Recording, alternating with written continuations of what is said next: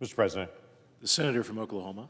Mr. President, this body knows from just my conversations in the hallways, I am a proud dad of two amazing daughters. They're remarkable young ladies that I am terribly proud of. I was also one of those dads that was up way before dawn when they were in middle school and high school because they were cross-country runners. Cross-country runners in high school have a long-term saying that their sport is other sports' punishment. They're at 6 a.m. doing stretching out, running a mile, so they can then prepare to go run 5 or 6 more just to be able to start getting ready for cross-country meets in the fall. They were remarkable athletes in high school, and they enjoyed that. They ran with guys and ladies when they were training, and all of their time in the training time because the team was a team of guys and girls.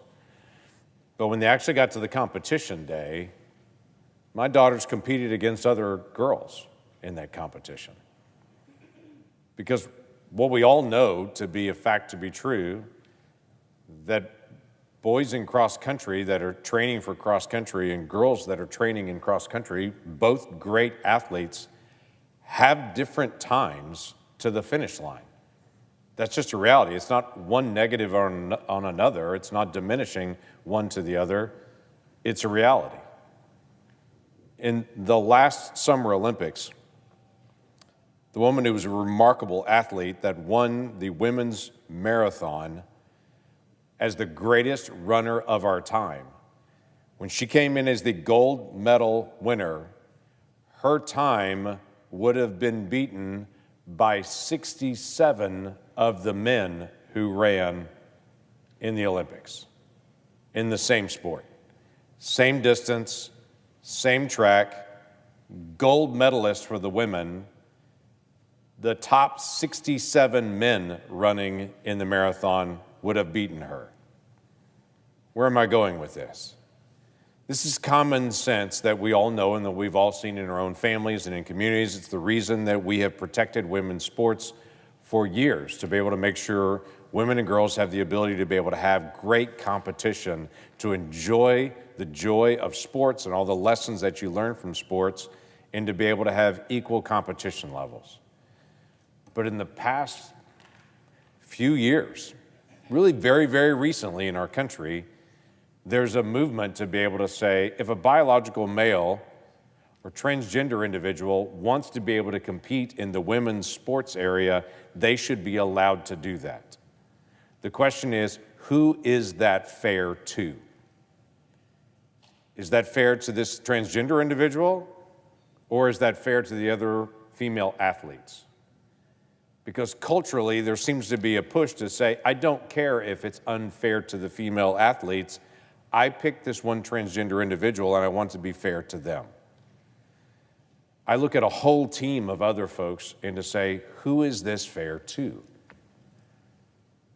This seems like basic common sense that 15 years ago wouldn't have even been a dialogue in our country. 50 years wouldn't have been even in discussion in our country. But now we're having this dialogue now. This is not about disrespect for any individual or the rights of individuals to be able to make choices in their own life. It's about respecting the rights of women and girls in their sport to be able to compete on a level playing field, to make sure they're able to thrive in their sport the same as men are able to thrive in their sport, and to enjoy the thrill of competition without the intimidation of someone crossing over into their sport to be able to take it away from them. That doesn't seem unreasonable. But for some reason in this room, contrary to the rest of the country, this is some kind of irrational conversation. It's not. It's basic common sense. But in this room, we just had a vote this week to be able to say women should compete in women's sports and men should compete in men's sports. And in that vote, just to begin the debate on the bill, to say, let's open it up for amendment, let's talk about this as a concept, every single Republican, for just that simple of a bill, said, let's start debate on this and figure out where we're going to go. Every single Democrat said, I don't want to even debate this. This is not up for discussion. Well, it is up for discussion. But where it's up for discussion is in homes and families and communities all over the country. Because in homes and families and communities all over the country, there are lots of dads like me of amazing daughters that are saying, I don't want my daughter to compete against a biological male.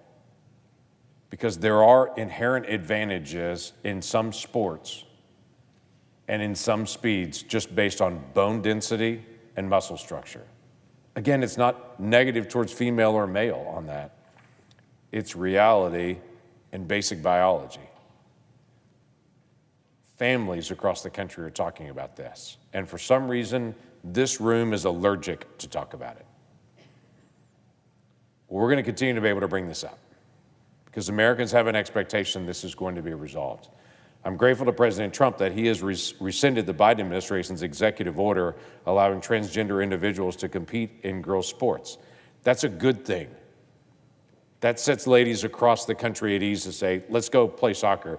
Let's go running cross country. Let's go do the sports that we want to be able to do and not have to worry about somebody hitting me in the face at high speed in a volleyball game, but to go compete on a level playing field. That's a good thing, but it's an executive order.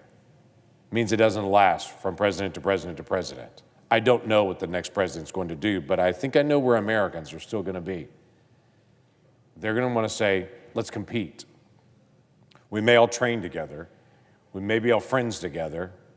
We may all hang out each other at school. But when the competition comes, give me a fair level playing field for competition and watch people compete and enjoy the sport. That's what sports have been about. At least that's what they used to be about. Now they seem to be about political messaging instead. So we're going to continue to be able to bring this up. Grateful to Coach Tuberville for the work that he has done on this. Grateful to President Trump for the work that he has done on it. But it is unfinished business at this point, to the great frustration of a lot of families around the country, including in my own state of Oklahoma. That I yield the floor.